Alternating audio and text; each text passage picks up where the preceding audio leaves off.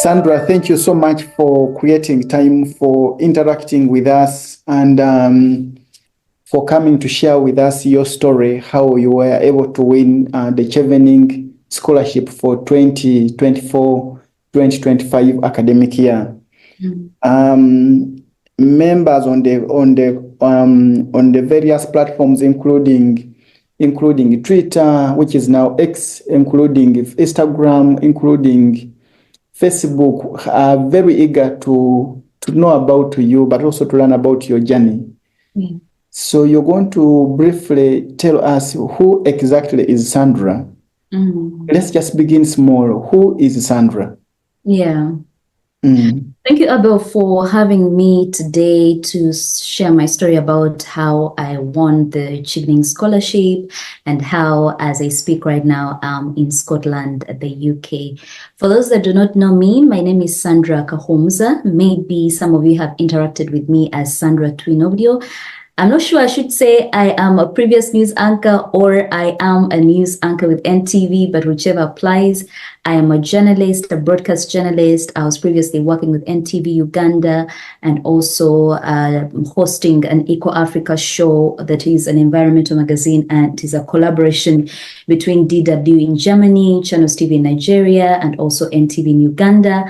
I am also the founder of an Employment Ends With Me youth initiative. I started this platform in 2020. My target was to create a safe space for young people to create ideas, to gain mentorship, and to sort of find ways to see how to scale up their initiatives or their businesses, ultimately to contribute to the youth unemployment problem in Uganda. I had also worked tirelessly to become a global moderator where I would host high-level conversations on critical, complex African issues. Had traveled in pretty much across just to get, to moderate all these conversations. Ethiopia, Botswana, the US, Canada, I was not able to go. But I had really traveled just to create a brand where I'm hosting and moderating high-level conversations. That's pretty much about me. I'm also a child of God. I love Jesus Christ. And I'm currently a Chevening Scholar 2024-2025, pursuing Master of Science, keyword, Master of Science in Africa and International Development here at the University of Edinburgh. My target is to ultimately turn out as one of the exceptional communication officers that we'll have all across not only Africa, but also the world. So I'm being ambitious. So that's pretty much about me. Sandra, you've blown me away, but let's pick it from the background. Let's pick it from early stages. Where do you pick all this clarity from? Pick me up from, say, primary level. Pick me up from secondary level. Where do you pick this very clear? Because like you're saying, you were on NTV and you were working deliberately for you to be a global star, which now you are. Yeah. But working with you for the last 1 year, you kept saying, I love an organic growth. Like you don't want a rushed or excited growth. Yes. That means that right now some youth think that by them sharing nude pictures, they can easily gain traction and they grow in a short time. But you're like, gradually, you will always grow. You always grow. Now, that struck me, by the way, when I was working with you. So where do you pick all this clarity, but also the coherence as you flow with your life? Even right now, you can hear saying you want to stand out. A bit of clarity again, but also a bit of ambition. Where do you pick that from? When you were growing up and getting to academic life, where did you pick that from? I think now that you really have me here, it's important that for the young people or whoever is joining the call to benefit from this talk, is that for me, I sort of understood where I was coming from and where I wanted to go. And that can tie down to either your background, your personal experiences, or the things that have happened in your life. So while I may not necessarily remember how it was for me in primary, because actually when I remember primary, I was also a bit focused.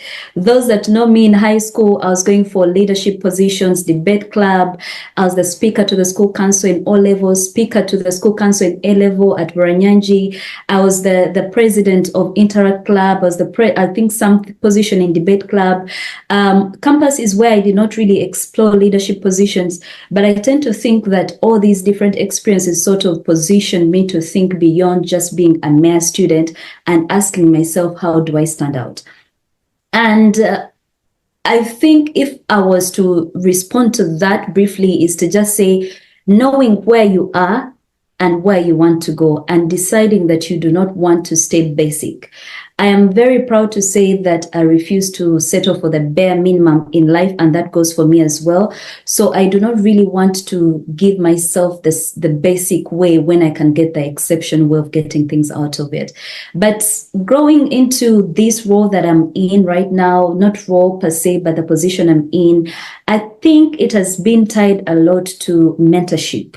Now that I see it for the last 2 years, if I'm to look at the last 2 years that have gotten me to this point, it's been mostly mentorship and being very clear about where I want to go and how I want to go. And maybe, Abel, you can allow me, when I got this scholarship to do a master's program, I sort of, put my name in Google and I said, what have people written about me before? So there is an article I remember that was written about me, I think in 2019.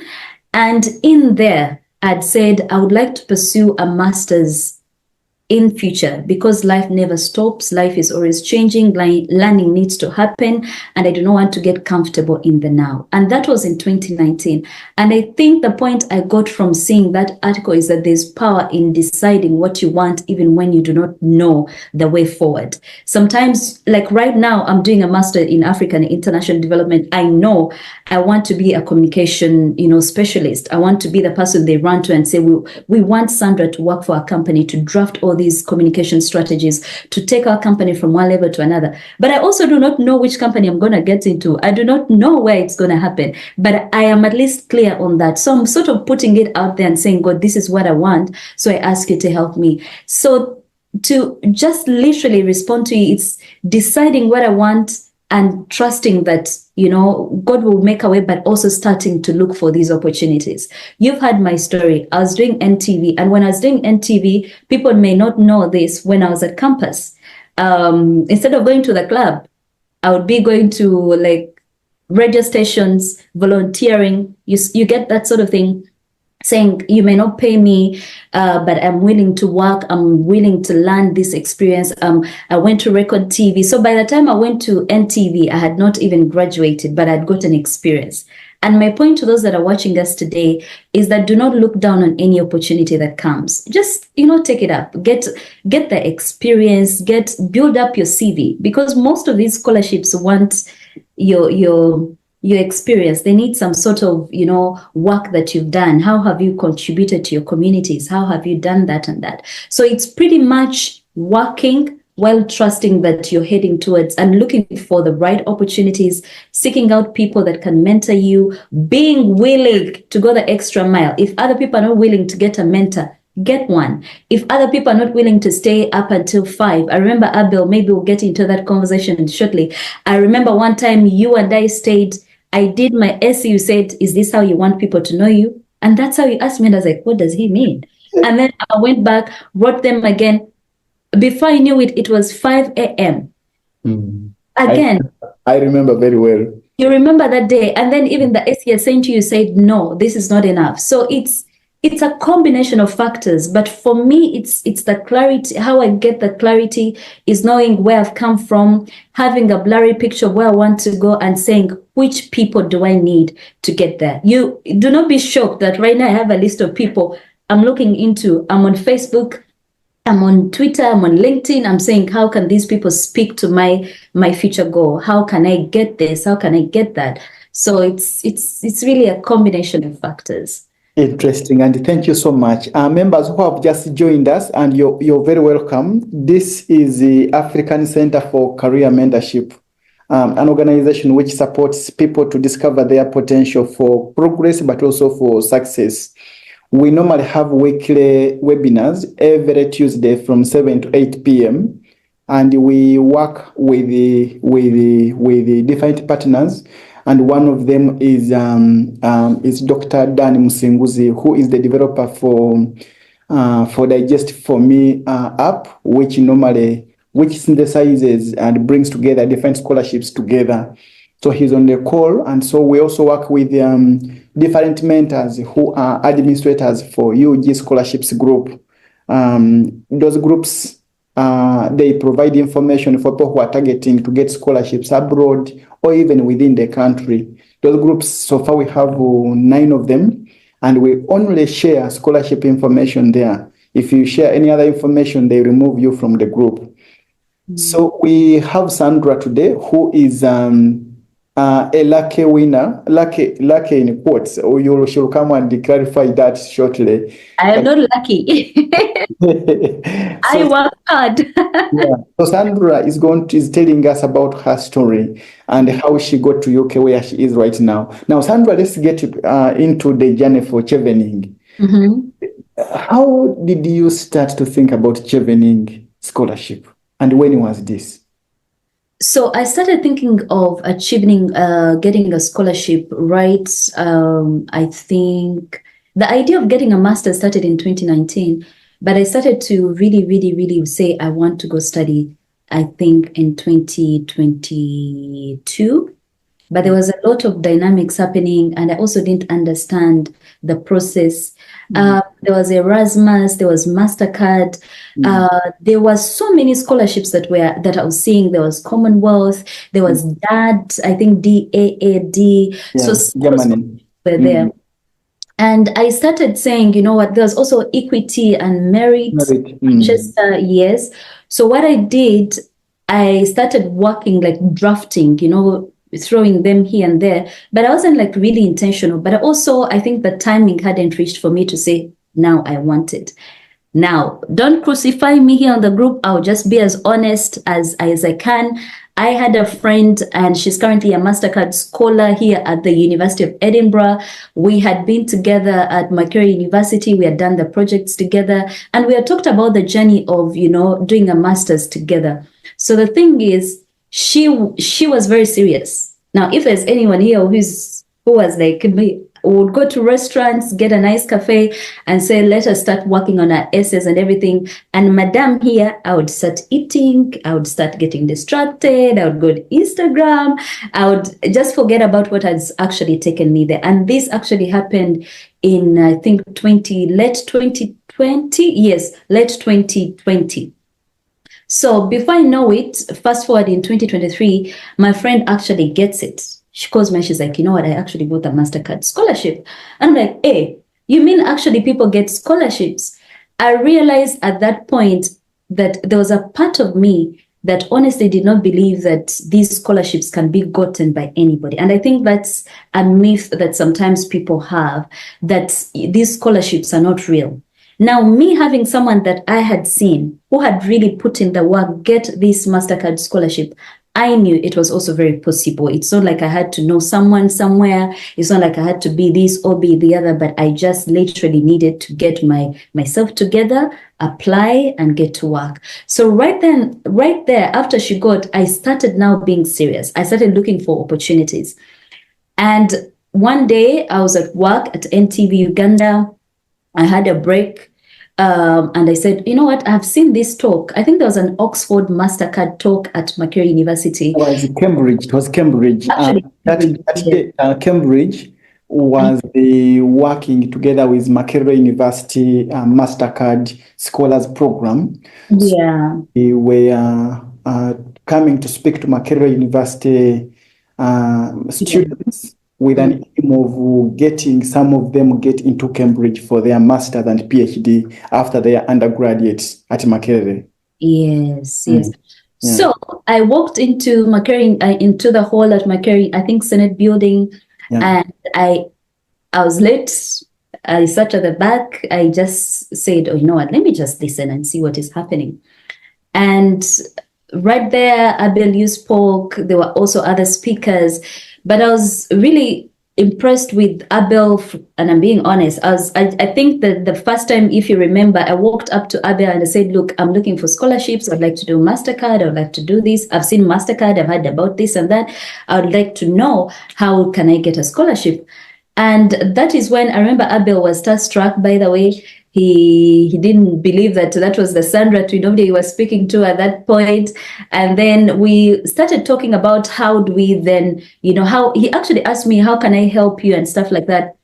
So we exchanged contacts, and then he told me about the mentorship that he's doing here at this organization. And he said, okay, this is what you need to do. I said, what do I need to do? How much do I need to pay to get the service? And that ties into what I was telling you, my dear fellow young people. You must be willing to go the extra mile, do something that other people are not doing. At that point, when I walked into my career university, I knew of these various scholarships, but I was very unclear about how to go about them, where to start from, and even my career trajectory. How should my essays look like? And when I met Abel, it's really simplified a lot of things for me, because we were able, I think, Abel, if you remember, we're able to start from, what is it that you want? I think you asked me a question and said, why do you want to do a master's? And that question used to piss me off. I was like, what do you mean? Like, what do you want to do? Why do you want to do a master's? I'm like, what do you mean? I want to go study. But I didn't realize then that you were asking me, what program are you targeting? What is your vision for it? Which institution? And I remember one of the things that you used to do, they used to piss me off, they used to piss me off, was, why are you going to this university? Why this university? And now that I look back, I am so grateful that I was able to find you and say, you know what, now I need a career mentor. I need someone who has gone before me and who is able to, tell me the process of how to apply. So fast forward, we start shooting at different scholarships. But when it came to the Chevening scholarship, and I think for me, the Chevening scholarship really stood out for me. I see it now. I didn't see it then.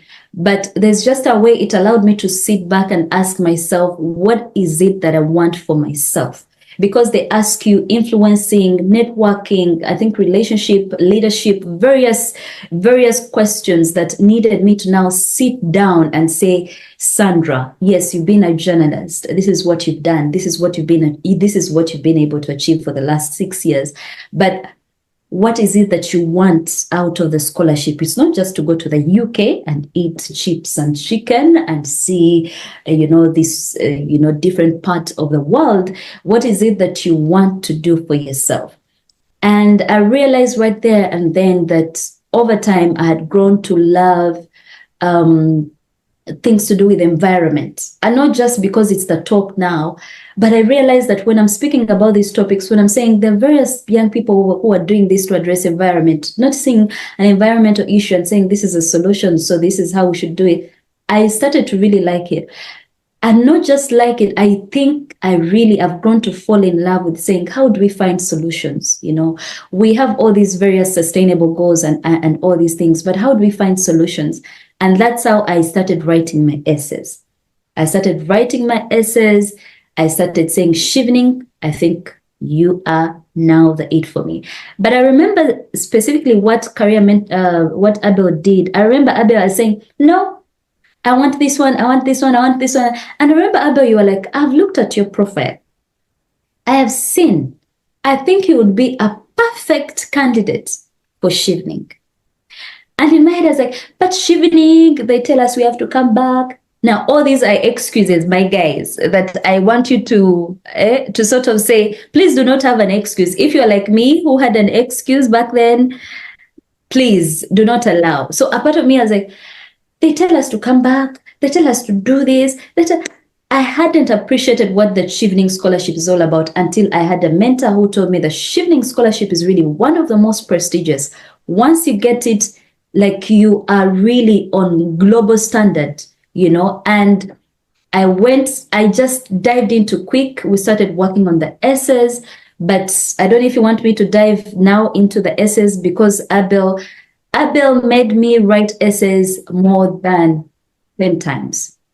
I think more than 20, because these were 4 essays and I literally wrote them more than 10 times. So for the people on this call, when I tell you that it is hard work, it's not just a walk in the park that you just wake up and you touch, and then you get it. It's a lot. It's a lot of work, and you need someone who's able to look at your essay. I remember I sent you my CV. By the way, we still have to make peace with that. I sent you my CV because I was like, I'm a big deal. Come on now. I'm a recognized NTV journalist. I have moderated A-level conversations. What are you saying? I sent you my CV. And then you said, is this how you want people to know you? And that was it. I could tell from your voice that you were very disappointed with my CV, and then there's a way you would talk to me. Have you finished the essays? You would always come back to me over and over again. For those on this call, I want you to know that I wrote my CV. I touched up my CV more than 5 times. So I should tell the people why. I should tell people why you wrote several times. Because just for your information, colleagues, at African Center for Career Mentorship, we run various services, and among them is called personal discovery. Among them is CV alignment. Among them is personal statement. Another one is called international scholarships coaching. But also we train organizations and institutions. Sandra is a star girl who came when she knew herself. In other words, she knew she's a brand. Now, Sandra, given her busy schedule, Sandra has a character of wanting things to be done now. Actually, I would be reviewing work with Sandra, when you're giving her feedback, Sandra would be wanting to type there and then, and by the time you finish the call, she sends the essays back. And I'm like, Sandra, no, you go back and think through. And even when I would force her to go and sit down and think through her work, within a space of 1 hour or 2 hours, she has sent back the essays. So Sandra, if you're wondering why you went many times, is it because you have this charismatic leadership style? Yeah. Which you need to know about yourself. But you are one person, you are this person who has the drive, the self-drive. You want something to be done now. Yeah. And maybe let's talk about that, because that enabled you to push essays forward. But some people are struggling at that stage there. Where do you get that drive of saying, because you would always submit essays to me in time and wanting. Even when we were talking, you could always be typing up. There's where we used to struggle. I'm like, Sandra, you get a notebook. I don't want you to be typing when we are talking. I want to listen and understand and take notes. Then you go and you think and you write. Can you talk about what is that drive which normally keeps you wanting to move, to do things there and then and have them go? Let's talk about that. So before I even respond to that, I just want people in the group to just do a little exercise. My Twitter handle is Sandrah, I think Sandra Kahumza Twino, you see me forgetting. I've come to realize, and one thing that I even learned from this mentorship, power in noting down what you've learned. I really do not want us to get out of this talk and you don't remember what we talked about. I do not know if we are in this talk and you have a notebook, if you're taking down things that are going to stand out for you, because I really want to come back here next year and have some of you, like you've gotten the scholarship. So I want you to pick out whatever you can from this talk. I need you guys to tag me on Twitter. On Twitter, and tag Abel, tag the African Center for, academic what? I forget. African Center for Career Mentorship. For Career Mentorship. Please tag us. I think, Abel, you can write it in the chat, like they can tag Sandra Kahumza Twino. My staff is on the call. My staff is on the call and she's very good. Bainomugisha, are you there? Bainomugisha should be able to help me do that. by Namugisha. By Namugisha is going to be on the call. She's going to manage that very, very. She's even going to put your handles there. And by the way, Sandra, you taught me to be practical. I still remember when we went to facilitate with you in an organization in Zambia called Africa Youth Action Network. Yeah. Where you really challenged us, that organization, because they were doing a lot of work with the refugee youth, but they were not putting them online. Yeah. But you were teaching us about online branding and the online visibility or marketing. So you told us to be very practical, very, very practical. And remember that every day you taught us to do, okay, you told the organization and ourselves to do it there and then. And when we did it, things didn't remain the same. So I love what the tasks you're giving us on this call, that please let's do it now. Let's treat and let's tag. So please you proceed. So I want you throughout the conversation, I want you to take down a few things and I need you guys to tag me. I just need to see, okay, who was on the call, who was paying attention to what I said, blah, blah, blah, blah, blah. Now I want to come to respond to your question of where do I get the drive? Of wanting things to be done, because you always wanted to make corrections and have them back on time and in time and within you didn't want it to pend like on your desk or to even actually I later on helped you to grow the skill of like allowing something to think or to think through or to like I used to say, I'm going to put a speed governor on you. I want to reduce your speed. Your speed is very, very high. Yeah. Yeah, so the thing is, because of my schedule, remember I was doing MTV Tonight, I was doing Eco Africa, I had moderations, I had my organization, I had my life, I had to do stories. I had like a busy life, and I always felt like if I put this on the side, I'm most likely going to forget to respond to it or to work on it. And I really did not want to do that. So if you are like me, and you probably have a busy life, you're married, you have children, because we have people that are looking for scholarships but they have families, and then you have a job and you have all these other engagements. I was always scared that I would miss out on that specific task. And that is why my drive was always in high gear, like, let's get it done. But also, while it's a good skill in one aspect, it was also bad. And that's why we're saying, like, you see this scholarship, take your time, think about it. What is it that you want to achieve? What is it that you want to do for yourself? How can this scholarship fit into what you want to create for yourself? Don't just go for anything. And I remember Abel at one point told me that there are people who actually get scholarships and they reach there and they're saying, but why am I actually studying this course? Why am I doing this course? What does it do for me in the future? Okay, if I'm to look at the next 5 or so years, what will it do for me? Does it add value to me? So while it's okay to have the speed I had, that speed can be good in terms of you getting things done and beating deadlines and the like. It's very easy to, it's good to slow down. And even today I was telling Abel that I got a real practical example. I had an SE at the university and I was ready. It was good to go. But only to realize I'd done 1,000 words, yet they needed 1,500.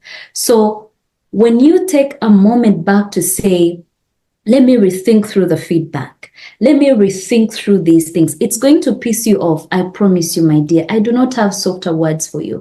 It's going to really piss you off because you'll be like, I need to submit. And I remember Abel in our training at some point, you'll be like, yeah, I was having this mentor and he has gone ahead and proceeded. Now I do not know if he's going to get it or not. But even when it would piss me off, I would go back and say, okay, Abel, we've had this meeting at 5. I'm going to work on it at night. Guys, you see me here slaying, having a blast, but I literally would not sleep. When I tell you that it was a lot of work, I remember one time I stayed in the office, I did my NTV Tonight news, and I stayed in the office working on the essays that Abel had rejected. It was up until 2 a.m. I remember that day it rained so heavily. So heavily. And that is the day I looked up to the heavens and I said, God, you've seen the work I'm putting into this. Now I've left it to you. I said, I've done my part. Now I'm giving it to you. And this is for people that have faith, because it rained so heavily that I couldn't see where I was going. No cars on the road, nothing. But I said, I'm going to go through the process and I'm going to leave the rest to you. So for me, the drive was on saying, I do not want, actually to sum it for you, Abel, I do not want to ever be the reason that fails me. Let the system fail me. Let every other thing fail me. But let me never sit down and say, I didn't get this opportunity because I was lazy. I didn't get this opportunity because I did not put in the work. I didn't get this opportunity because I did not take the extra mile. I will take the extra mile. I will put in the work. I will do everything. And if it comes, it comes. If it doesn't come, I won't have any regrets whatsoever. Thank you, Sandra. Now let's get back here on this Chevening thing. Yeah. What exactly did you do that you think made you get Chevening? What exactly? Just share with us those exact things that you did that made you to get Chevening, that other people should also do. And actually, just to, as a response to that question, when I was talking to the facilitators, the judges, they said I was an excellent candidate. They said I was they selected 17 this year, and they said I was among the top 10. So you all can clap for me. Actually, when you came back from the interviews, you told me, Abel, I have got Chevening. I said, let's first wait, Sandra. Let's first wait. You said, Abel, the interview was okay. I have got Chevening. You told me that actually. Before even the results came, you were pretty sure. We shall come to that shortly. But what did you do that made you an excellent candidate? What made me become an excellent candidate was, number one, getting a mentor. If someone had told me 2-3 years ago, I wouldn't have believed it, because I would be like, me, I'm a brand. I'm a fantastic. Do you know who I am? Nzomanyi. Do you know who I am? I'm Sandra Twinodio. But getting a mentor was really one of the best things that I did for myself. A mentor allowed me to rethink my priorities, to rethink what I want to do for myself, to rethink, what I want to create. And that is how it somehow rolled down into the essays. Apart from even just the mentor, it was really thinking about, and again, I tie it back to the mentorship, because it was you, Abel, that told me, Sandra, you've done so many things. Because if you're like me, who has cast her net in so many places, you are bound to miss out on on picking out the exact fruit that speaks to this juice that you want to create. I'm using that example. I've never seen it anywhere. But I hope you get what I'm saying. So I was able to sit down and say, okay, I have an organization for young people. How does it fit into the scholarship? First of all, what does the scholarship you're applying for need? The scholarship is looking for leaders, is looking for people who are influencers. And in my country, I was already influencing as a journalist, doing all these stories and the like, but I was also doing this extra work that was creating impact. So I said, how do I pick out all these examples from Eco Africa, a DW program, from NTV program that I'm doing, and also as an organization. So I was able to pick out the best experiences that would speak to the scholarship. So to answer your question, one needs to first of all understand what is the scholarship looking for, and then speak to that exactly. I remember you always told me, go back, how does this tie into Chevening? And all the time I'm like, does it have to tie into Chevening? But it's like everything you would say, you just say, it has to speak to Chevening. If you're saying you are an influencer, you are a leader, what is the Chevening scholarship looking for? What is the UK looking for? What is in the UK that is implemented in Uganda? What collaborations are there between the UK and Uganda that you can speak to? For example, I was doing I was very big on climate change. So I looked into programs of the UK that are supporting Ugandan programs that are supporting climate change.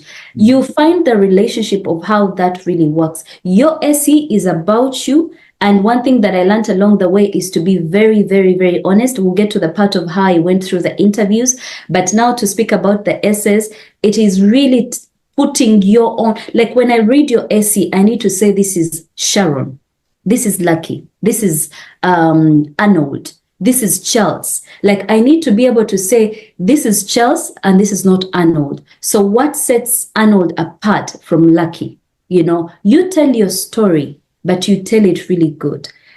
Abel, I remember through the coaching and the writing of the essays, you told me, so you've been invited to the African Union, right? You moderated a session on international trade, on trade is sustainable. What did it achieve? Like, so in writing your essays, what impact has that created? Because it's fine, you could be a great journalist, you are awarded the best broadcaster of 2023, but what did it achieve in the essays? What impact did it create? And that helped me so much in the essays because I was able to say, look, I have moderated this. I remember one time you told me, so when you moderated that, how many people attended? Then I'm like, what does he want? Like, how am I supposed to know how many people attended? You remember, even when I was saying that, okay, when you treated, what was the coverage? I'm like, can you go on the Twitter analytics and we see the coverage? Do you remember that? Now, my guy, when it went to Twitter and you said, because at some point I was using my social media platforms and Andy was saying, you have to show what impact, how many people. Luckily, Twitter shows you how many people have been reached. Even Instagram shows you how many people have you reached, how many people have been able to do this. When Abel told me that question, I was like, this man is starting to get to my nerves. At some point, I was like, hey, Abel, you're starting to stress me. At some point, I'm like, hey, Abel. But that creates the impact that they're looking for.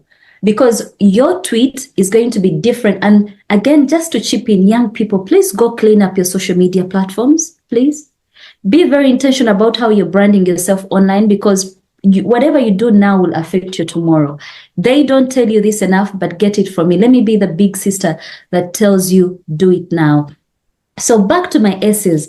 I was able to speak to what the organization, what Chevening was looking for by clearly stating what I've done, the impact it has created, and also sometimes chipping in areas that I want to, to contribute to. Actually, that was the biggest point, I guess, telling the story of how you want to contribute to the missing gap, because they need to see it.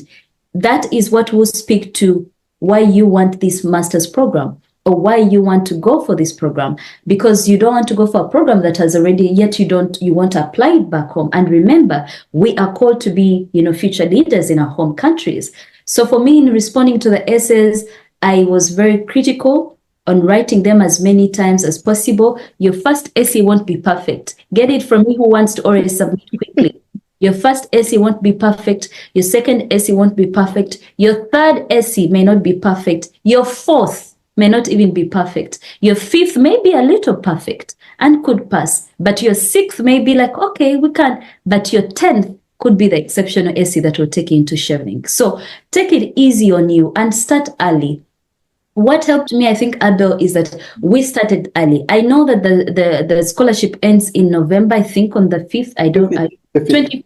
Okay, it ends on that. So start now. Because remember, at some point I even felt like, why should I first leave my job for a second? Yeah.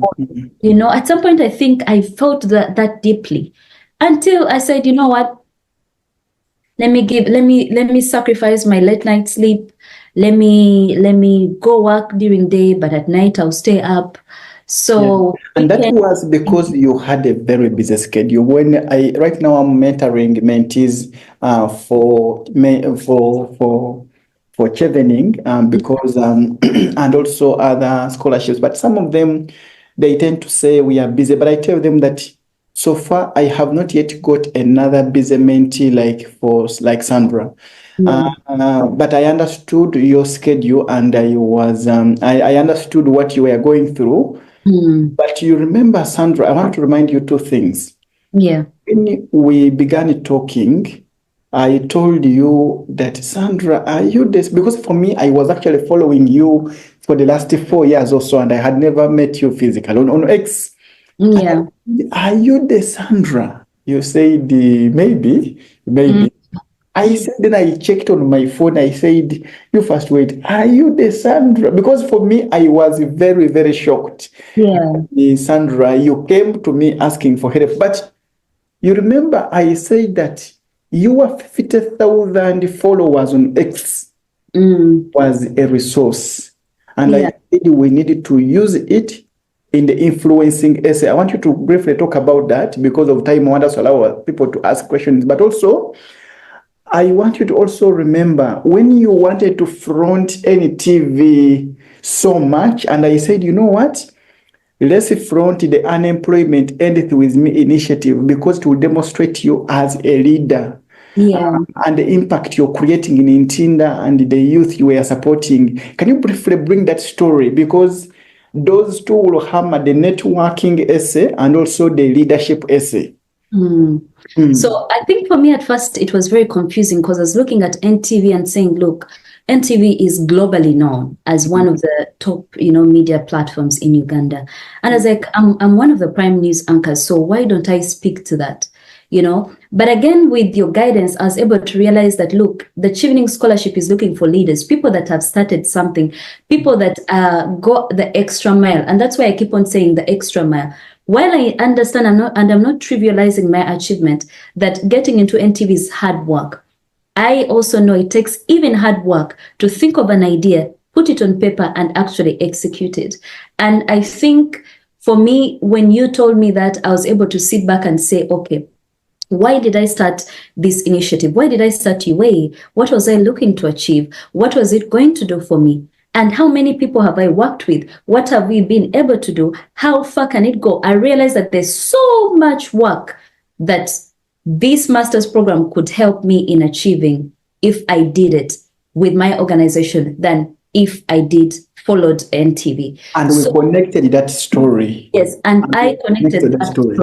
I connected that story. And I connected it actually to my followers as well. Because now for those that probably have followed me, I used social media to start my organization. I was doing stories on NTV and I was asking myself, we have this youth unemployment problem. Why is it? Like, what's the issue? And then I started posing questions. What do we need to do? What is the missing gap? And those are some of the things that I was using now in my social media platforms. In my essays, and saying I was able to do poll questions, we're able to get these responses, and we're able to say this is what we're going to do. So whatever action I was doing whatever action I had done before was somehow tying into the two fruits that now I had decided to concentrate on by the guidance of a mentor. I couldn't have gotten it if I didn't speak to you. Then you talk about the influence and the issue of using social media and how you brought the influencing essay.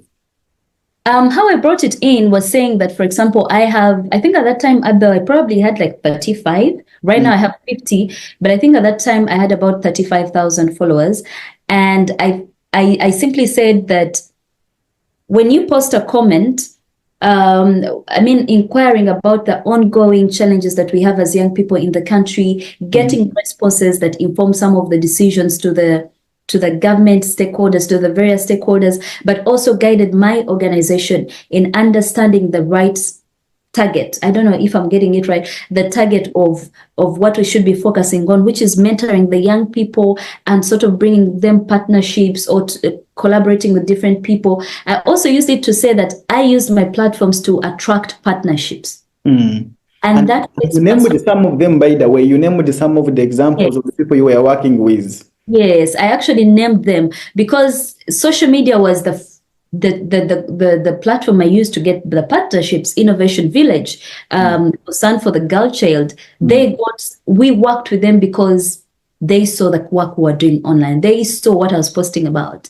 At some point, to be honest with you guys, I also didn't know what I was doing, but I had the passion, and that's why I'm telling you, when you have the passion and you put it out there, somehow there's a way the world starts to work work for you, because you even start to identify and say, this is what I want. I don't think I would have met Abel if I did not know I wanted to do a master's. Who would have taken me to Career University that I'd left 4 years ago? But because of that I wanted, I went searching for the opportunities. But in influencing and tying it, getting back to the point of using my platforms, I remember one time there's a specific thing I posted, and you told me I needed to specify and say it attracted 1,000 or 1,000 views. It attracted this number of comments. It attracted this number of engagement, and that was powerful. That is what really set my. And I remember from time to time, whenever I could post something, I could like it, I could take a screenshot of it, I would send you on WhatsApp. I'm like, this is the impact I'm looking for, Sandra. This is the impact. This number here is what I want you to put in our essay. Yeah. And, I don't know how you felt at that time, but before you come and respond to that. Very angry. Very angry. There's something I want to pick from you. Sandra, do you remember the fundraising you did in Ntinda? The fundraising you did with that was not Innovation Village. Was it Innovation Village? It was Concern for the Girl Child. Concern for the Girl Child. Yeah. Remember, you worked as a moderator. But not a moderator, but a moderator, but also I think no. I was the chief cleaner. Chief cleaner. Yeah. You remember how I told you that alone will not sell you. What will sell you is how you conceptualize the idea, how you designed it, can you bring that story, because that will help people to learn how to articulate the networking essay, but also the leadership essay as well. I feel sorry for you guys because you have a long way to go. So for that specific incident, looking back, I remember I thought saying I was the chief cleaner heading about, I don't remember the number, but let's say 50 people to clean the areas of Ntinda, Chiwatule, and the like. To promote environmental conservation and to involve and talk about the concerns of young people. And there were also going to be draws where people would win money. And there were also going to be like some gift vouchers here and there. And I remember I was excited in hindsight, that's what I thought was exceptional. And when I spoke to Abel, he told me, look, when you got this idea, when you guys thought, and that was true, when Concern the Girl Child said, we need to do a community fundraising event, I said, okay, this is my input. I'll be able to think of the ideas of how it should run. No, they thought about the ideas of how it should run, and I said, this is my input. I would like to use my social media platforms to promote. And by the way, that was very powerful because I got to my social media platforms. I promoted about being the chief cleaner on Twitter, on Instagram. And I said, please be part of us. And what that did is that it showed that I took personal initiative in the conceptualizing of the event, but even beyond that, in seeing to it that it is implemented. And how was it implemented? By drafting flyers. That's a skill. That is good. It speaks to you. And then using my social media platforms, that's taking personal initiative, using your platforms to advocate or to promote something. And then what did it do? What it did is that it attracted about 300 participants who were able to show up for the event, and it was, successful, blah, blah, blah, blah, blah. So I don't know if I've done that so well, but I think for me, the point that I took from that is you need to look beyond the surface. Look, like in journalism, or I say, go beyond the story. Yes, they've said the police has killed this person, but what is behind that? Yes, there's youth unemployment, but what is behind that? You go beyond the story and you tell us something that other people have not seen, like that specific aspect. No one would have told me that. There's no way I could have known if I hadn't had a mentor who said, look, yes, you are the chief cleaner, but what do chief cleaners do? They actually head, they lead, and that is leadership in the sense that, look, you are leading a group of more than 50 people to follow you. You're guiding them on where they should go to clean. You're having these conversations. What else did you do that is beyond just you leading people to clean and everything? It is the leadership that goes into that and how you structure it to show that you are able to stand at the front and let people follow you and ultimately what was the end result. The end result is also very important because we said we were able to raise about 3 million shillings. In that point, it was little money, but what was our target? 3 million shillings to support 30 teenage mothers. Being able to quantify your impact and show the person, even if like they haven't read about you, they do not know about you, but this is your AC and it tells them everything they need to know in just one go. So I would summarize it like that. You seem to have really talked about the STAR approach, but just hear your story because Chevening is very keen on us using the STAR approach. Yeah. Just briefly share your story, but also share briefly about your interview experience. All right. So for the STAR approach, I would say this. STAR approach, I think even now I'm supposed to be using it in my essays. I have to use it for my essays. You have to state the situation, right? Abel, work with me here. Then you have to give the task. Yeah, that you did. Then the actions. And the results. Every single place you go to from now on, if you're heading towards masters and whatever, they are looking for people who are able to critically state the situation that they're looking at, the task that they are taking or have taken, the action. Action, help me understand action. What is it again? Actually, for me, I normally merge it more or less with the task. More or less the same. They're a bit related. Then also the result. Once you've identified this situation, what did you do? How did you do it? And finally, the result. So for me, how I did it is I said, because of the various stories I'd done on youth unemployment and climate conservation, I thought there was a missing gap and I thought there was something that needed to be done. So my situation was youth unemployment, high rates of youth poverty, high rates of poverty, a lot of climate climate degradation. But I want to speak to one example so that it's easier for us who are attending this. I'll speak about youth unemployment. So I said there are high rates of youth unemployment, and yet Uganda's population is like more than half of Uganda, 70% of Uganda's population. Now that brings me, you need to put statistics, you need to have them. So do a lot of reading. I said 70% of Uganda's population is below the age of 35. And I had a statistic that said that of these 70%, there was, I don't remember the exact statistic, but it was saying that of these 70%, more than half, they were either in informal or unemployed. What that simply means is that we have more young people who are doing the petty jobs.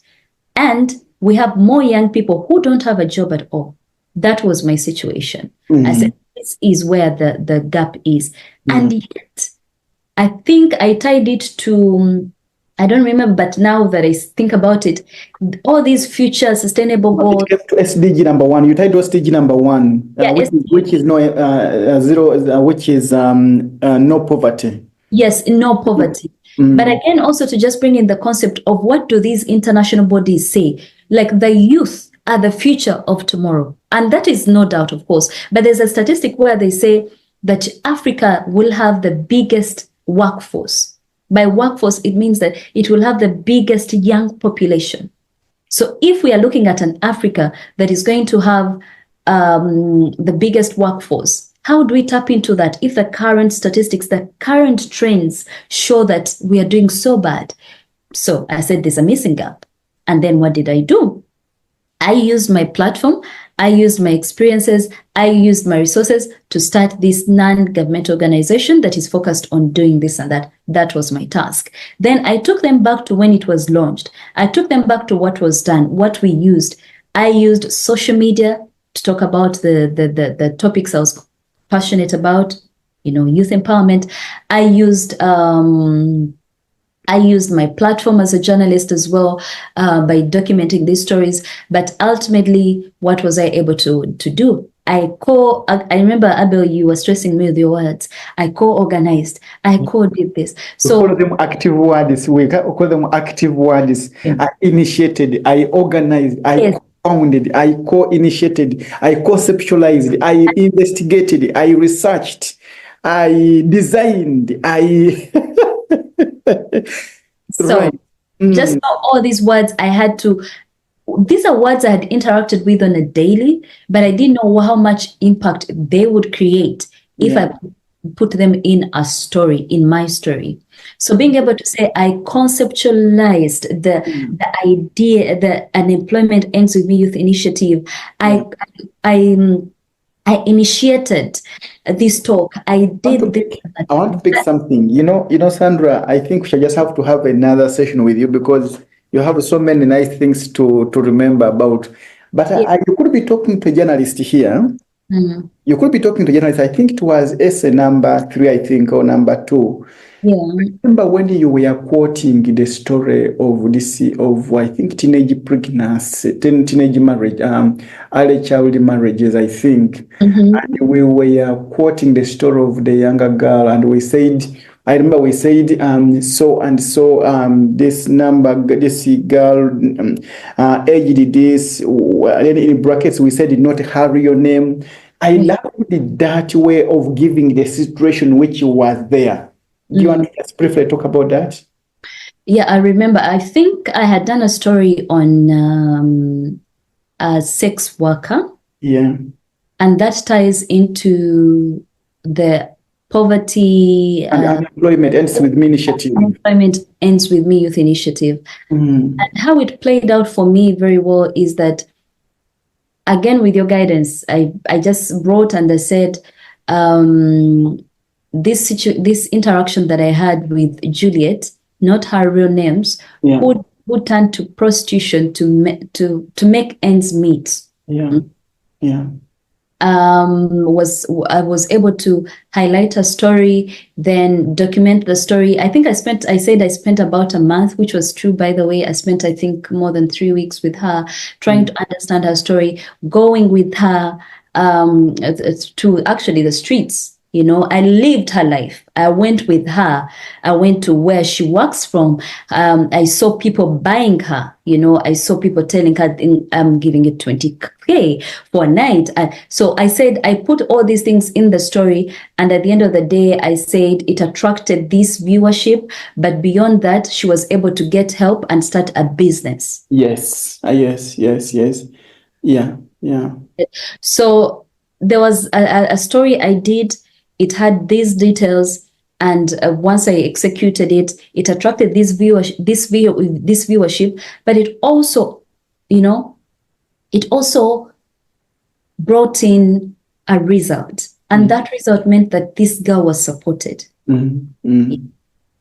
Interesting. Thank you so much, Sandra. We will now give a chance to people to ask you questions. Members, if you are, I can see people have questions to ask you, Sandra, but you'll be thinking about your closing remarks to a Chevening applicant who is applying now. You'll be thinking about your closing advice and parting shots to somebody who is really, really applying now and they want to be like you next year. But let's Joseph go first. Joseph, kindly unmute and ask.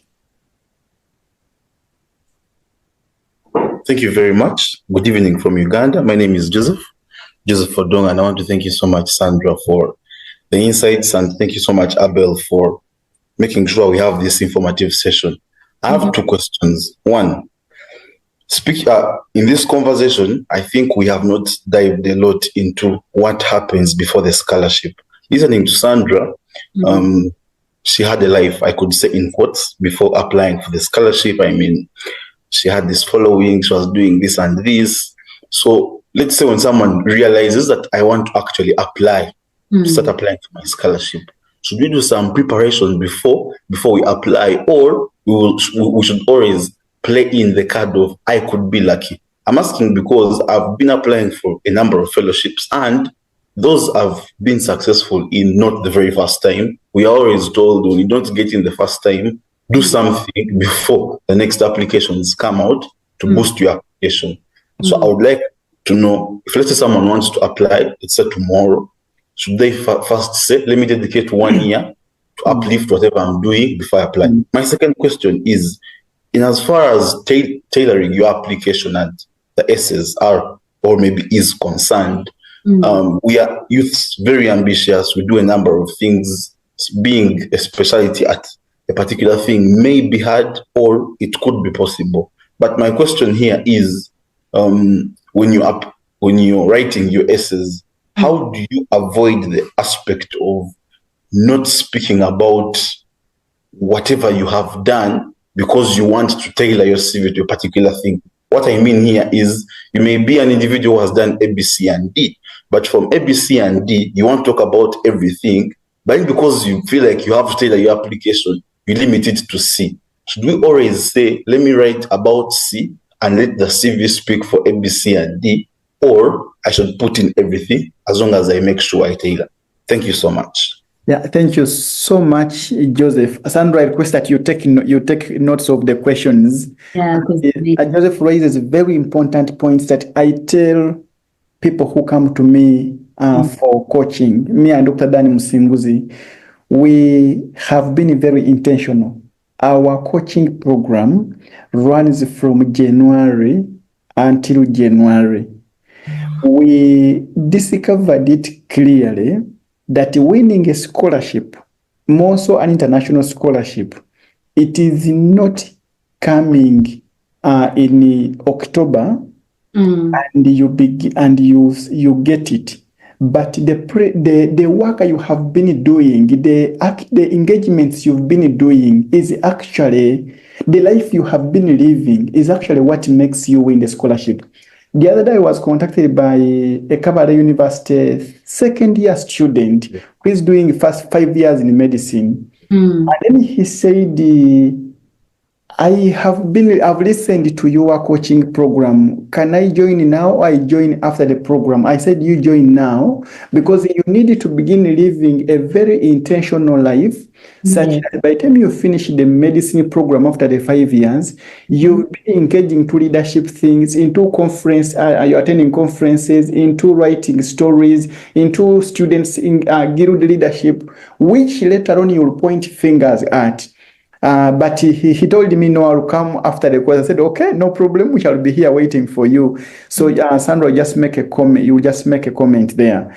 Patience, kindly take it on.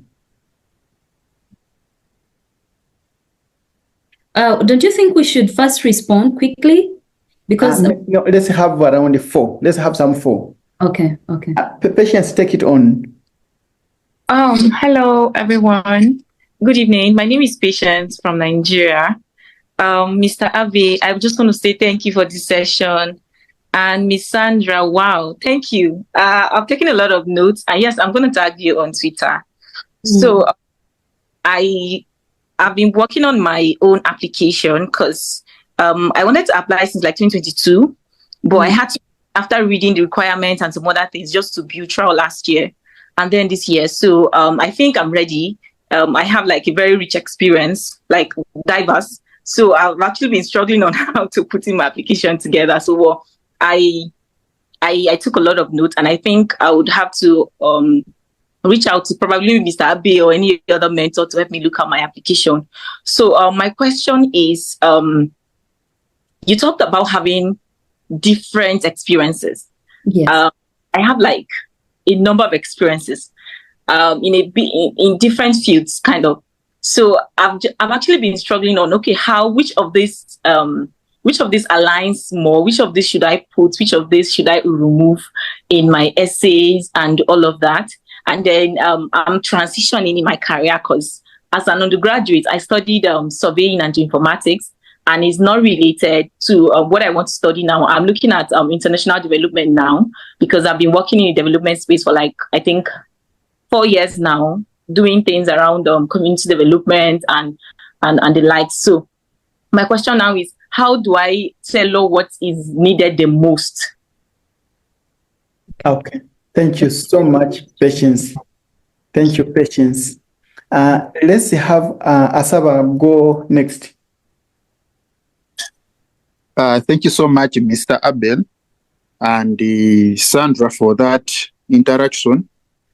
Still for me, I would like to inquire, especially what the previous speakers said.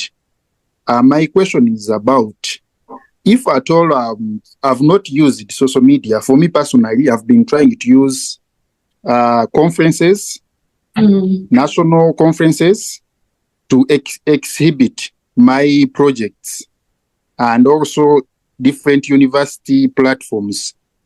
So then how can I tap that into my, for instance, leadership essay or networking? Because I've not used social media much as to me, but I've used those platforms, conferences and other platforms for exhibition. Thank you. Yeah, okay. Thank you so much, Asaba. Fiona, take it on. Well, thank you so much, Abel and Sandra, for sharing your story and how you got the Chevening scholarship. As a second-time applicant, I have come to learn that the last year I tried, I was just in my own world. I think I was just drafting essays out of, I don't want to say ignorance, but I was just writing for the sake of writing and filling in the blank spaces. But now I've come to realize what really is needed, what Chevening expects of us, but also my question rotates around patience in submission. Like if one has been in so many fields, for example, I have a background in environmental science, and in most cases you find the work I do maybe rotates about human rights policy, inclusion, leadership that is maybe different from the kind of background I studied. But then I want to master in an environmental course.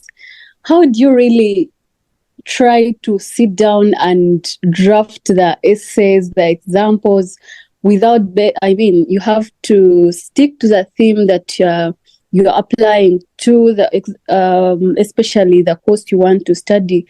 So how do you get the many examples required? Yeah, thank you so much, Fiona. And my last person is Emmanuel. Yes, thank you so much. It's my first time having a webinar. I'm actually at the beginning of the journey, and I basically have no knowledge about anything. So yes, it's my first time. I've been in the group, the UG group for scholarships. I've been seeing a lot of posts. So I picked up interest, I think yesterday, and said, let me be part of this and tomorrow's webinar. And what I read on the poster was the process. I really appreciate the essays. I've gotten some knowledge on what an essay should look like and an idea of what I should write in mine. But the process, I'm blank. I don't know if there's a template on what to feel, what to expect, the relationship between the university. Do you first apply to the university or first apply for the scholarship? That entire thing, it's unclear for me. So I thought that would be the process. So I would appreciate if someone would get up for people that are beginners and they totally have no idea.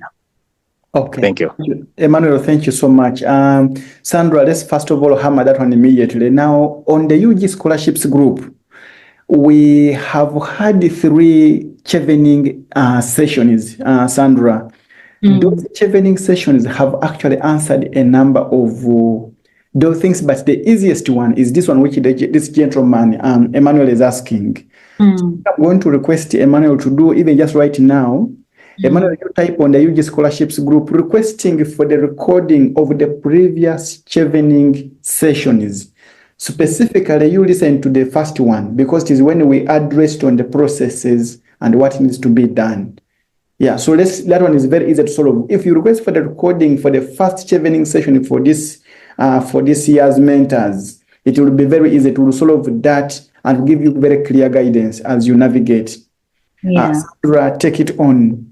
But also, just to respond to that very question, I think part of the things that you gain from applying for scholarships is the ability to look at information in detail, because most of these things are actually there. Even on the website of Chevening, once you say Uganda, it will take you through the process. It will tell you in the first instance, you need to apply here, you need to apply here. So for Chevening, you apply to the scholarship as you apply to the universities as well. So it's double. You have to apply to the universities, and you also have to apply to the scholarship itself. Sometimes you actually get the scholarship and you don't have a university. I did hear of a case where someone got the scholarship, but they did not have a university, and the university could be like, you got a conditional offer, but you did not meet the conditions. So it's a process. You need to be able to choose universities that fit into what you can do, or if there's a condition, can you meet it? And I have a very funny story when it comes to meeting the conditions of University of Edinburgh, and I'm hoping that I can be able to tell that story, I don't know, today or another time. But just to I will call you back. I will call you back. Yeah. Yeah. So for a few questions, I know, Abel, I'm still under your mentorship still because you're telling me to note down. I was able to note down some. And I want to respond with, I think, the question of Joseph. And Joseph, honestly, you can always say, no, I didn't get that the question right. We can always revise it. You talked about what do you have to do before applying, before you apply for these scholarships. Should you have a life before? And like Abel said, you cannot expect to get into a scholarship that is highly competitive, by the way, by over 160 countries, 160 countries. And in your own country, you're having about 2,000 people applying, and you don't have experience that speaks to what you want to do or what you've done or to what you hope to really do. But again, in terms of experiences, I found with the mentorship I got that you actually sometimes have the experience, because Chevening is only looking for 2 years. So sometimes you actually have the experience already from the simple things that you're doing, not even simple, from your leadership at university, from your work you did. Maybe you helped a community somewhere, you were able to do some fundraising here and there. So there are those things that you're doing in your day-to-day. I don't know if this is the Joseph I've met before, or it's a different person, but if this is the Joseph I've met before, from the simple organizations of the University Career Engineers Society, that leadership itself is an experience. And this is why you need someone who has gone before to be able to tell you, but this is a very good experience. We just need to know, how does it tie into this course that you're doing? And also, what impact did you do? What was it able to achieve? What was it solving? So most of us, by the way, here have experiences. Honestly, most of us have experiences, but we just have to find a way of crafting them better. I don't know if Abel have responded to that question better. You can always. Very, very well. Very, very well. You're very spot on. Then there's also the question of focus. Should you focus on, was the question on, because I only noted down focus by Joseph, was the question on understanding how to tailor your essays and the like? Abel, you could help me out with this. If somebody has been doing many things at the same time, how would they narrow down on which one to focus their essay on? Welcome to the club, ladies and gentlemen. I am the queen of being all over, because I had done so many things. I had done so many moderations, whether sometimes it was about poverty, sometimes it was about business, sometimes it was about things that I just was throwing myself out there, like I'm doing this, I'm doing the other, I'm doing the other. But how do you get the focus? After you get this person that, for some that will say, okay, we are not getting mentorship, let me speak to you. You ask yourself, what course are you doing? What does it require? And the scholarship I'm applying for, what does it want? So you'll notice that for MasterCard and actually Chevening, they are totally different. They all are giving you an opportunity to study, but what they are looking for is a bit different. So you need to be sure on why this scholarship and why and not the other. For Chevening, it's looking for influencers, it's looking for leaders. So how do you focus? For example, I think there's a wonderful Nigerian person that joined us that was talking about how do you get that focus as well. You simply look for the things that speak to the scholarship. And Chevening is looking for influencers, it's looking for leaders, it's looking for people that have done something within their spaces.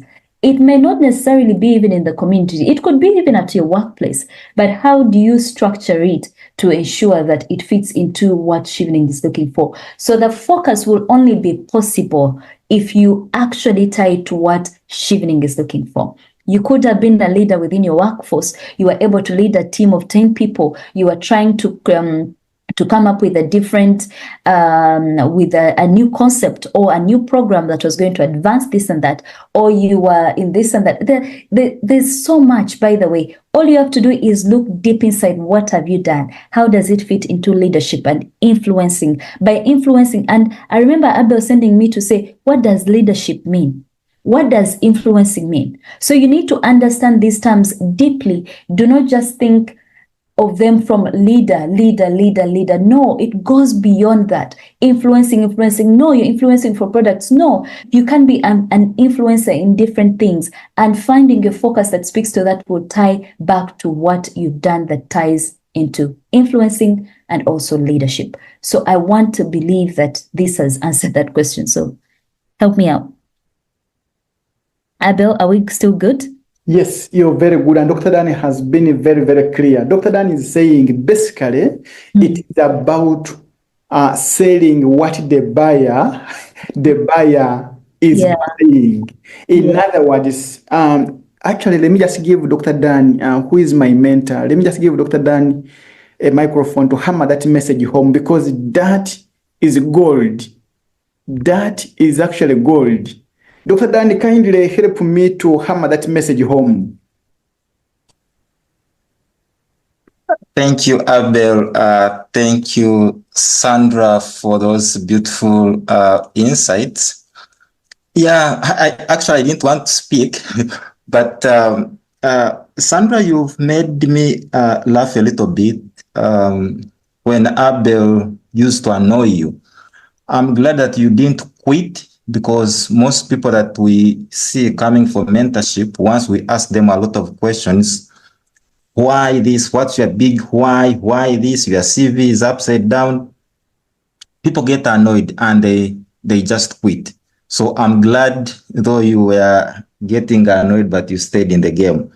Yes, this concept of selling what the buyer is buying or what the buyer is willing to buy is quite interesting, because some of us, we've done a lot of things. We think we've done A, B, C, D, and we want to bring everything in our essays, in our CVs, but actually it's about sitting down and analyzing, what does this scholarship need? What does the funder need? It's not all about what you've done, by the way. It's about the little that you have you've done, or the much you've done, that speaks to the vision, to the mission, to the objectives of the funder. Otherwise, if you start selling what the buyer is not willing to buy, you lose out. And most people are making that mistake of just selling everything they've done in their entire life, hoping that the funder will get interested. They're not interested actually in 98% of what you've done, but they're interested in the 2% that you've done that speaks what they believe in and what they are looking for. That's the concept of selling what the buyer is willing to buy, or what the buyer is buying. Thank you so much. Yeah, and thank you so much, Dr. Dan. All right. We have more questions here. Again, there's, I think, the same question that was saying, if you have different experiences, how do I tailor what is needed the most? Again, it ties into Mr. Dan has said of what is the buyer looking for, you know? And also think, when you're applying for these things, ask yourself, if you're the one to giving out a scholarship, who do you give it to? You know, you'd first consider someone that speaks to your interests. You know, you'd consider someone that is speaking to your heart. So you really need to think about, what is Chevening looking for, and how do I fit their perfect candidate? For me, I had done this work as a journalist, but beyond that, I had an organization. And I don't know, Abel, what you think, but I really think in my heart that I won the scholarship because of the organization I started and the influencing I had done online. So everything was tying into that, but the two examples stood out. So how you tailor your examples is fitting into the idea of what the buyer is looking to buy. You get? Yeah. Then there's a very interesting question, and I remember, Abel, I think we interacted with this at some point, of if I don't have social media apps, what do I do? I'll tell you of a conference I attended at the African Union. First of all, it was not documented in the sense that I had not learned about online branding. So there was nothing I posted about. There was pretty much nothing. But Abel told me that because you attended this conference, just remember how many people attended. Then I'm like, but Abel, how am I supposed to know? Then I had to go to their website again, I remember.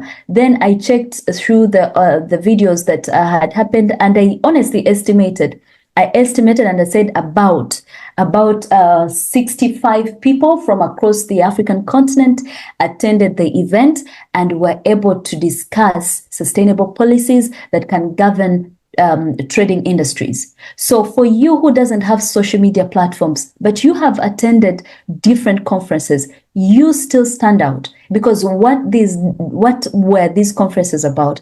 How many people attended? What was your role, mister? Because we need to know. We need to know what was your role in this conference, because it's one thing to attend a conference. If you were a participant, how did you contribute? Like, what did you do? Yes, you can say I attended an SME conference focused on sustainable practices within small and medium enterprises. But what role was it there? When you attended, what did you do? I was able to do this and that. I was able to probably contribute to the making of this policy that would then govern the small and medium enterprises. So in everything you do, even if it's just a conference, you state what your role was, you state what the situation was there, like what was the conference about, what were you able to, again, the STAR approach, what were you able to do, what was supposed to be done, and what did you achieve? That's how I would approach it if I didn't have social media platforms.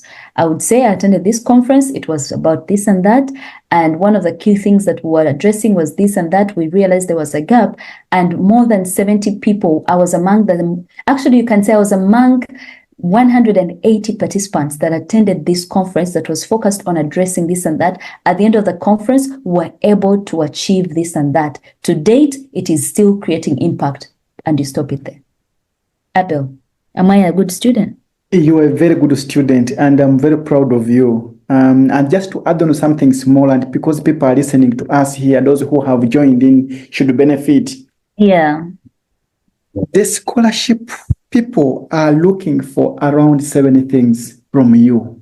Please, for you who has joined the school, please listen to them very, very attentively. Listen to them very, very attentively. Number one, they are looking for your academic excellence. We can define that by saying a first class, by second class degree. That is one. If you don't have it, or if you already have it, they are also looking for leadership potential. Yeah. Please demonstrate it in any way you can. The third thing they are looking for is called volunteering and community service. I repeat, volunteering. Please volunteer either in church, either in anything, either in Rotary, either in Red Cross, either in anything. Please volunteer.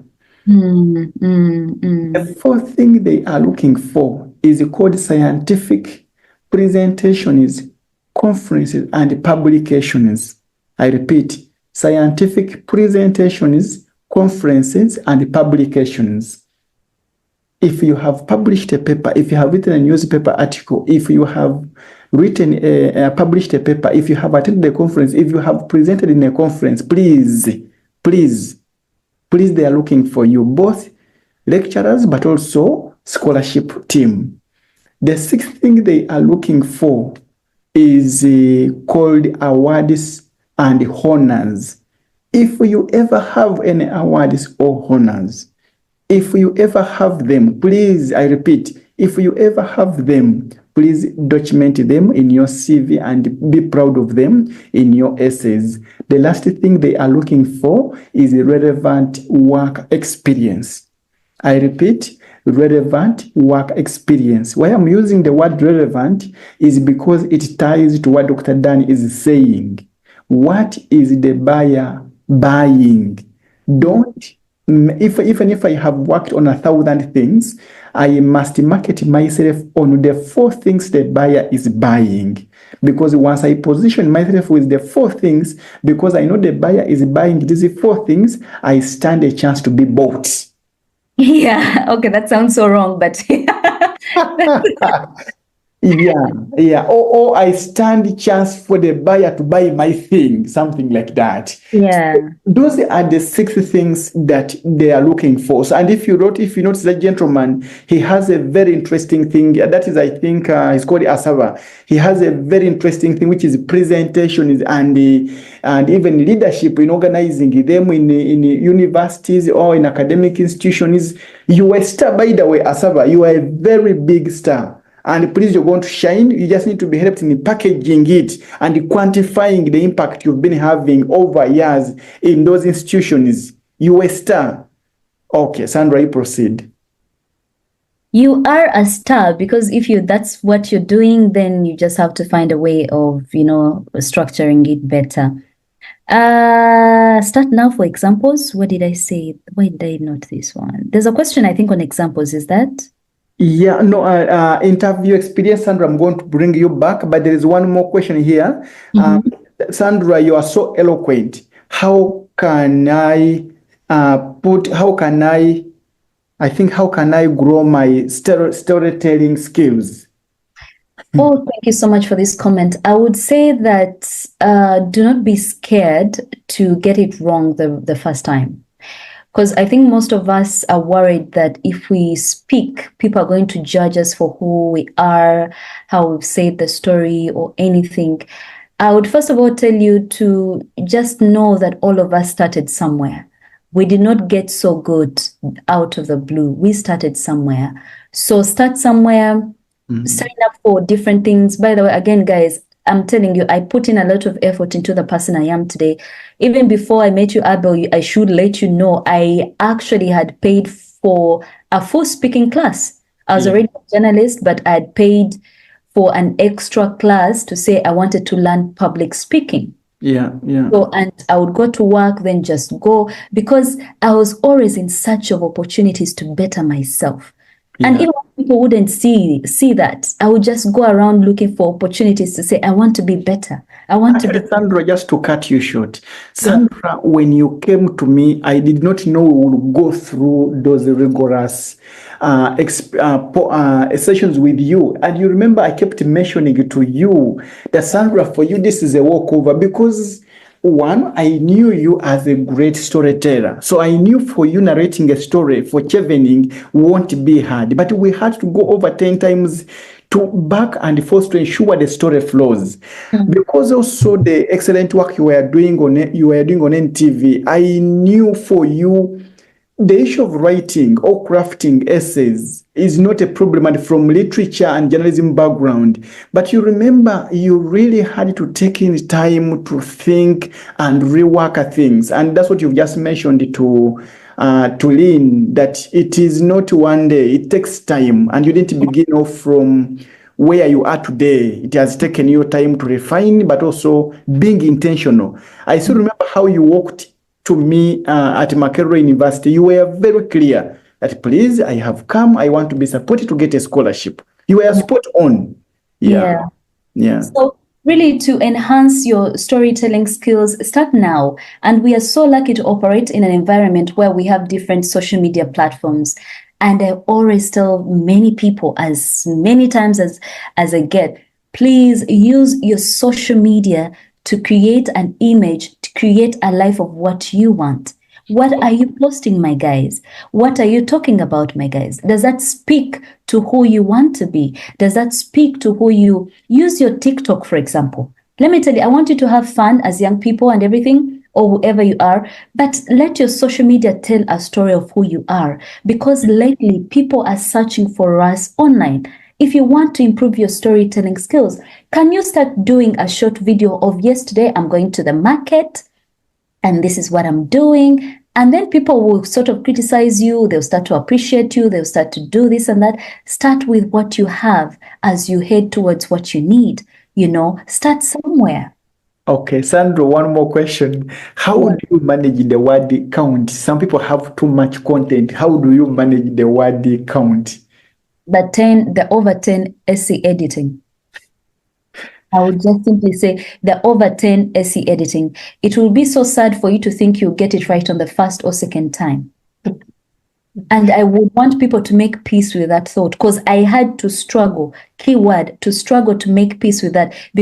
And let me tell you guys, by the way, I would actually sometimes pretend, hoping that Abel would not see that my words have exceeded like 500 limit. So I would send like 563. I'm like, he won't see the 63. My guys. Then the guy counts and he says, please, you go, you delete it, and then you send it back. And you're like, no, let's go through that. We delete what you say, and we delete what he's supposed to delete. And he's like, no, that is part of the skill you're learning. Go, delete it yourself, send it straight to the 500 or 499. Then we discuss. Yes. I just remember one time I sent you, and I was, I think, having a crazy day at work, and all I wanted was Abel to go through my essay so that we move forward. Meanwhile, we had stayed on essay writing for like a long time, and I was like, when do we progress? And Abel was like, you have to first get this right. You have to first. So I remember I sent extra words, and he said, I think he first highlighted and said, how many words are these? And then when he did that, he didn't look at my essay, and he sent back. And my ego was hurt. I was like, my guy, just look at the essay and I will reduce the words later. But he refused.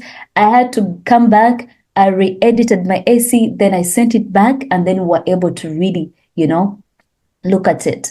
So reducing the word count will take you more than 2 times. Sandra, you're not closing this session because it is going to be continued, but people have liked this session, and I have one of them who has inboxed me and requested me to give a vote of thanks, and that is Timothy Owomugisha. Timothy, are you? Yes, Timothy, go ahead. I've been forwarding you the appreciation messages, Sandra, from people, and even you'll see many of them on our social media handles. People are very happy for your session, and thank you for really preparing and coming to speak to the prospective applicants. Remember, this story is to be continued. Yes. Timothy, go ahead. Can you hear me very well? Yes. On behalf of those attending this webinar, I would like to express my heartfelt gratitude to Sandra for this insightful session on this Chevening application. I want to say I've gained so much. I thought I was really doing a lot, but with your sharing, I think I need to do more, just like you have shared. Dr. Dan and Abel at African Center for Career Mentorship, we are very grateful for the guidance and allowing God to use you to mentor us into better scholars as we apply for our master's applications. Your support has truly made a difference, and we appreciate you so very much. Thank you so much, Sandra. God bless you. Thank you. Sandra, your parting shots, and like I've said, this story is to be continued. Because you realize the issue of the interview point we have been silent about. We shall come to it later on. Issue of how you settled in UK, the IELTS story, the what. We shall come to that later on. I'll post you back. Should I sample them a bit? No, you wait. Let's keep them yearning for more. Yeah, they should know it wasn't that easy. But first of all, I want to say thank you to each one of you for saying, let me sit back and listen to this webinar. There's so many people that would sometimes, miss them. Personally, I used to miss so many webinars. So the fact that you've taken initiative to actually say, let me listen in, let me create some time and listen to Sandra and see her process, and maybe I'll get the courage to also go ahead and apply For me, that's the biggest thing you could ever have done for us today. So thank you. And my most important parting shot is to tell you this. We all desire so many good things in the world. We desire different things, be it a scholarship, a wonderful opportunity, a great job, and the other. It will take a lot of effort for you to get it. But one thing I want you to remember is one thing. Never be the reason you say, I did not get an opportunity. Let it be because the numbers were so many, or you were exceptional, but not to the standard of everybody. But make sure you put in 110%. in everything you do, so that when you sit back, you have no regrets. Personally, I have no regrets whatsoever. Whatever I do, I pour my all in it. And when it ends, or I get it or I don't get it, I know I have given it 100%. So give everything that you do 100% and make sure you don't sit back on any opportunity that comes your way. Sometimes it could be your turning point. Yeah. Thank you so much, Sandra, and our story is to be continued. We'll end here for now. And thank you to everyone. Bye-bye. Bye.